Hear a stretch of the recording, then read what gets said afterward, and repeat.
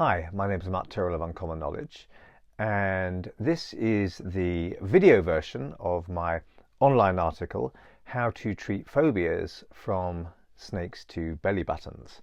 And I'm going to give you some important phobia treatment principles when lifting your clients' morbid fears, using a bit of real live client footage for you to watch as well. Now, before I get going, if you're a practitioner, you might be interested in getting my free Therapist's Toolkit, which contains my reframing book, New Ways of Seeing, plus 4 other ebooks, as well as over 40 editable worksheets to use with your clients, and some relaxing audio sessions, especially created to help practitioners navigate the stresses of practice. So the link is in the description and on screen right now. Now, of all the phobias I've treated publicly over 14 years of running workshops, this one has got to be one of the strangest. It was with a woman who I'll call Julia, who looked really nervous from the very start of the workshop. She was friendly and engaging, but just a little anxious, it seemed to me. And on the second day of the workshop, I found out why she was anxious. When it came time for me to demonstrate the rewind technique cure for phobias and post-traumatic stress disorder, I asked for a volunteer, someone who would like to have their phobia cured or their PTSD treated, and was happy to volunteer for the other attendees of the workshop to see that. No one volunteered at first, but I noticed the friend who'd accompanied Julia kind of nudged her as if to say, go on, now's your chance. So eventually she came up. I reassured myself that she was happy to do this, and she sat opposite me in front of the 30 or so other attendees. And I asked her what she'd like help with today. Now, Julia, like many phobics, found it hard to actually talk about what terrified her so much. Some phobics can talk about it, but some can't. Because the fear reaction can be triggered so easily in extreme phobias by language, you do find that some people just can't even refer to the object or situation which terrifies them so much. It's too much of a trigger. Now, I don't have footage of Julia, me working with her all those years ago, but just watch how John, another client, doesn't even like talking about his snake phobia as I ask him about it. As you can see, he kind of looks uncomfortable, and later told me that just talking about snakes had made him sweat. It's odd. I can't explain it. I feel as if I want to be sick, and they just make me screw up. It's horrible. So, did you have a horror, as you call it, of snakes? All my life. There's just something, I don't know what it is. There's no logical explanation for me as to why I have this huge, terrific terror. At least John could say the word snake. Julia couldn't even say the word connected to her fear. She pointed to her tummy and said it was something that she was terrified of. And I stupidly blurted out, you mean belly buttons? And just hearing the word belly button made her shudder, and she said that she couldn't even say those words. So I immediately stopped saying belly button until after we'd actually done the rewind technique and lifted the phobia. So with that word, we can actually gauge how the therapy had done. So what was going on here? Through a process of pattern matching, the brain becomes conditioned. So for example, we've learnt to associate a switch on a wall and pressing that switch to a light coming on. And so with barely any conscious thought, we press the switch and the light comes on. It's a pattern match.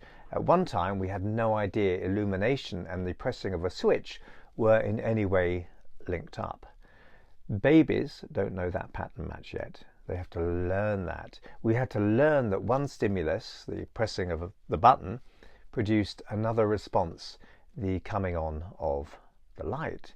So life is full of pattern matches. We hear the word chocolate and salivate, but at one time the word chocolate had no meaning to us. We had to learn to associate it with the actual experience of eating said confection, and that's how the word can just produce salivation. These become unconsciously associated, meaning we don't have to process them much, if at all, through conscious awareness.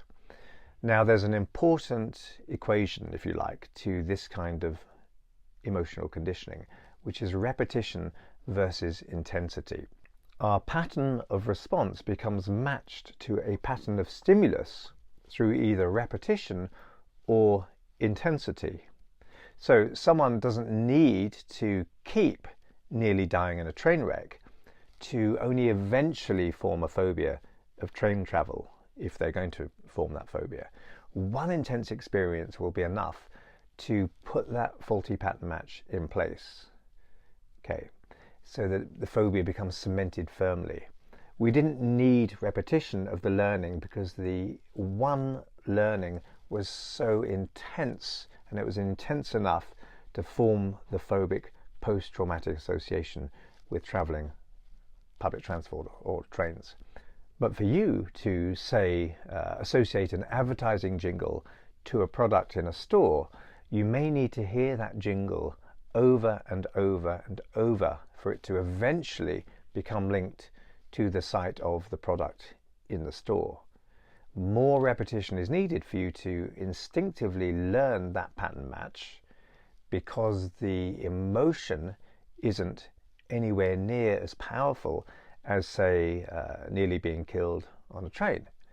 So repetition is required to cement that pattern match in place. So high emotion means quickly learning of automatic pattern matches, and lower intensity requires more repetition to cement that pattern match in place, which could be having a cup of coffee and lighting up a cigarette. The two start to feel naturally paired together because we've repeated doing it. You might need to do that hundreds of times before it starts to feel totally natural to do one with the other.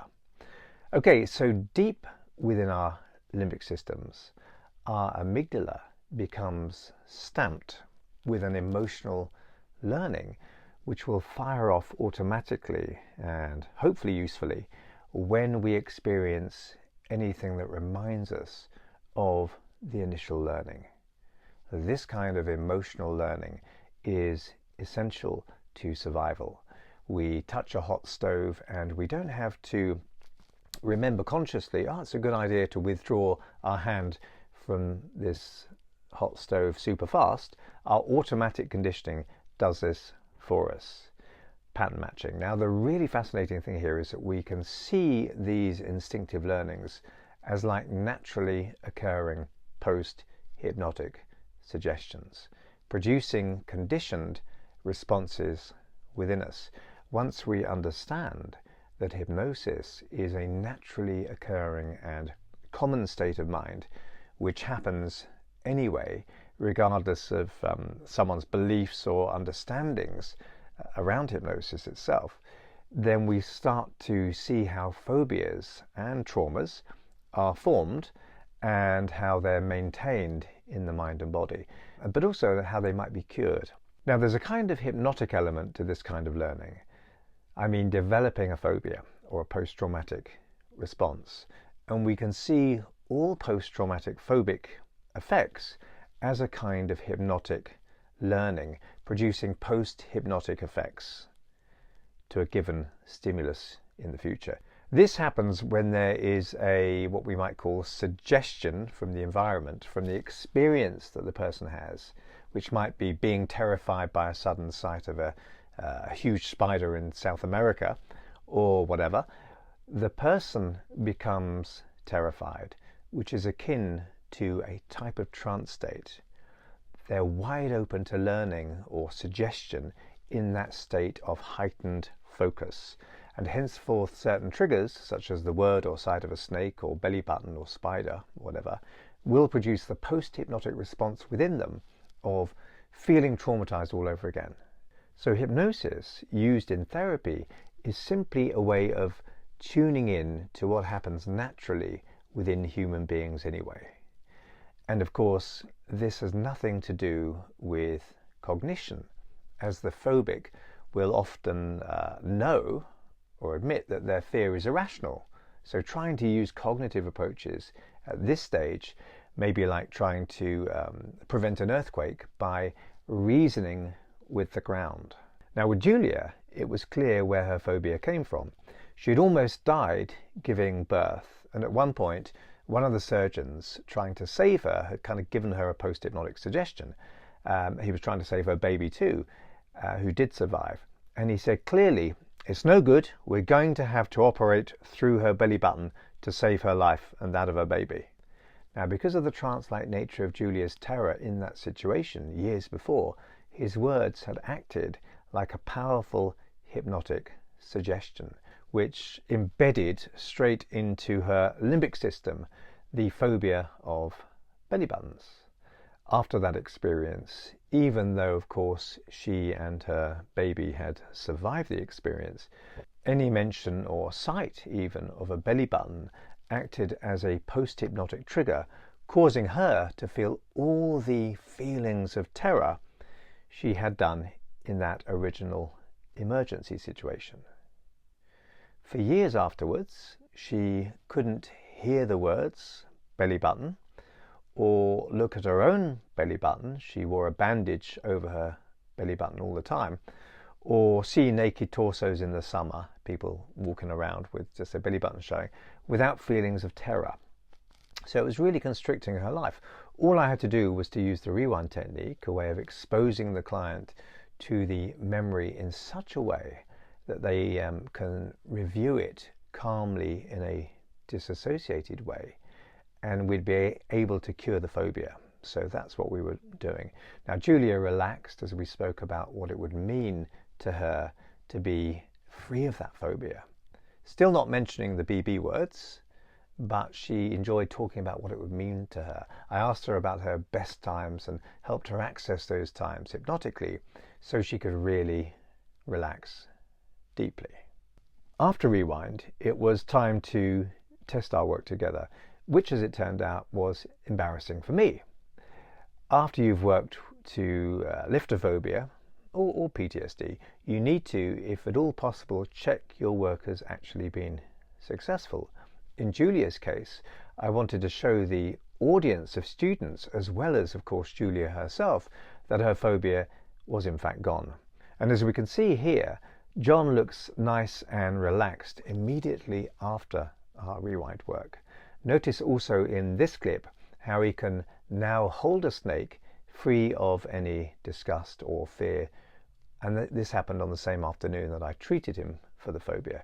It was a powerful demonstration to him and to me that his session had in fact worked, and also confirmation that he could change all kinds of things about himself.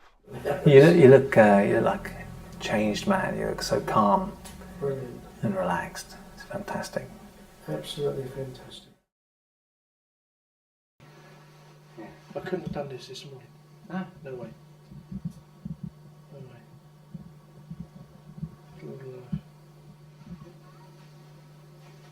Just look at the colours in them. As it goes by, just look at the colours. Look at the colours. Look at the beauty of that. It is, there's something else. Isn't That it is gorgeous? gorgeous, isn't it? I think, I couldn't even look. yeah. You know when they come on the television? Yeah. I have to go out the room, I can't. Yeah. There it is. Now with Julia, all those years ago, I wondered how we could test out our work during that demonstration that I'd done with her. I'd done loads of spider phobia cures on workshops as demonstrations, getting a spider from the garden at the back of where we ran the workshops, and that was easy. But I knew a belly button was even easier to get hold of because I had one right here. Now her belly button was all heavily strapped up, so I realized I'd have to suffer for my art and expose my own belly button to her and the rest of the group. Not something that I relished doing, and not something I'd envisaged doing when I got up that morning. Somewhat reluctantly, I stood up and I exposed my naked tummy, no doubt holding it in as flat as possible, and she stared at my exposed midriff, eventually prodded it, and then laughed. But at that moment, I didn't care about my dignity or maybe I should say lack of dignity, because her years-long life-debilitating phobia had clearly gone, and she knew it. What's more, she could now think about the traumatic birth of her daughter calmly. After this, we want to know, of course, that our work with our formerly phobic clients has stuck long term. Phobia cures tend to stick. The mind seeks efficiency and economy, and once it has a better, less energy wasting way of responding to something, it keeps that. I used Rewind on myself for public speaking early on, and now I find I can't get nervous when presenting to audiences. Anyway, as you can watch here, during John's 3-month follow-up, snakes no longer bother him at all. He can now walk in places he used to fear he might see a snake, and watch TV without fearing a snake might suddenly appear on his screen. That was the bane of my life, because you couldn't take the kids to the zoo, you couldn't take them anywhere where there was livestock, there might be snakes. So you're now relaxed around snakes? It doesn't bother me totally. And if one was here now, would you be totally relaxed? It wouldn't worry me at all. It really wouldn't. I couldn't even watch them on television because it used to make me feel physically sick. Have you seen any on TV since? Yeah, my daughter gave me 3 videos. I'm halfway through them. Okay, and they're all about snakes? They're all about snakes. That Steve Irwin guy. Oh yeah. Yeah. Doesn't bother me at all. I mean, he was wrestling an anaconda 50 feet long and about 2 foot thick. And I sat there and watched it. I couldn't have watched it. There he's picking up he was hunting a black mamba, the most deadliest snake on God's earth. And I just sat there and watched it. And it does not bother me at all. No. Not there. Totally relaxed. Fear has gone, That's fantastic. And it is down to your treatment. Yeah. There's no question. Because I couldn't watch those on television before. With Julia, it was a little harder to get feedback, as she wasn't a client so much as a demonstration volunteer. She'd been out of the country for a while, as she told me when she did finally email me 6 months after the initial workshop where I'd treated her. She wrote that she now liked belly buttons and associated them with positivity, and that they could even be erotic. She felt her life had been transformed. She no longer wore that thick bandage over her own belly button, or tried to insist that her daughter did too, and she now felt reconnected to her own body, as she put it, and her life. So it matters not what the phobia is, as all phobias tend to work the same way. So to summarize that, we need to, if not discover the initial cause of the phobia, at least elicit the worst memories of phobic times so that we can work on those. Oftentimes we will find we have the original cause, but not always. Next, we need to get a sample of the phobic response whilst controlling the levels of fear during the session so as to protect the client. We need to work on those memories using Rewind. Then we need to demonstrate to the client that the phobia has in fact gone or greatly diminished, and we need to do that as quickly soon as humanly possible. Finally, we need to get feedback, if possible, a few months later in a follow-up. There's always a freeing up element to lifting phobias. Life becomes more open for your client, and the ripple effect benefits can be huge of no longer having a phobia. Newly phobia-free clients tend to start living more fully in all kinds of ways. As the author, John A. Shedd, wrote, "A ship in harbour is safe, but that's not what ships are built for." Anyway, thanks for watching, and if you haven't already, please hit like and subscribe, and I'll see you soon in the next video.